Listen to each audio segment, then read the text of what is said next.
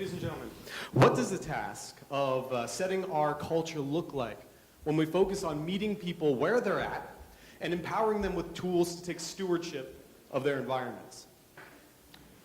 My name is Gabriel Conners.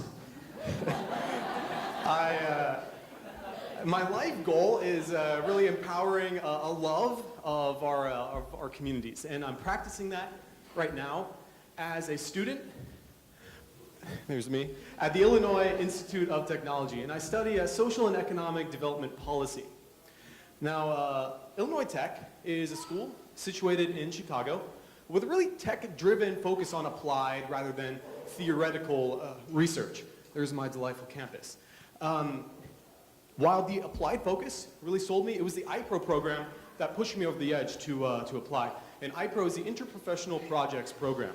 It's required for all undergrads to take 2 IPro courses, which are design thinking courses that essentially take us through different steps of designing and iterating around a real-world challenge.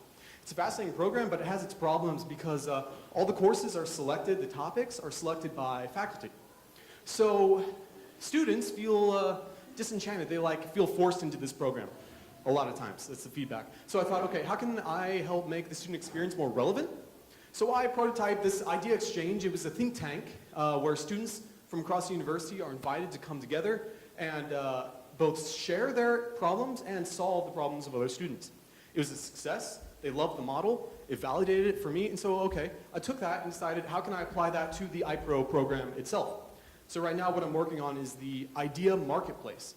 It is effectively an incubator for IPro courses where students come together and are actually building the topics themselves. So now it's no longer the professors setting the course topics, it's the students. Now, one of the key things about this that I was thinking about is how to empower ownership of the IPro process. And what's beautiful about what we're doing with this new community is the students are taking ownership from a grassroots level and actually hacking the culture from the ground up. All the topics are validated by a community of students, and not just individual students and not just a central agency. And one of the other key things to consider was the culture and how students were bought in. And consider the culture in this room today.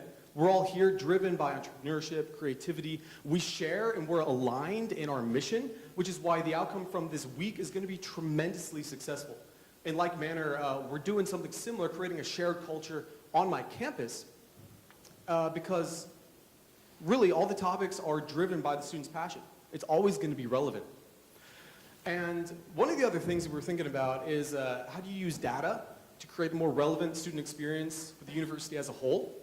The metadata coming from this new community is going to display essentially a map of the interests of all our students. And so we can use that to inform other programs on campus to just improve university-wide, make it a little more relevant, which is kind of what we need. And another thought was, okay, can we have a safe space in these kinds of education programs? And the truth is that, yeah, we can. While it makes us really vulnerable and it's scary to put our ideas out there and be open to criticism and failure, if everyone's doing it, then it works out. We're building it into orientation, into the first year experience. So boom, we're setting culture from the start. Ultimately, what this program is about is student-driven education with just an accent of mentorship from teachers. And the future, I believe, should be right about those lines. So my provocation to you is how might you take a step back from control and give your community more ownership over the processes, not just ownership within the processes. Thank you.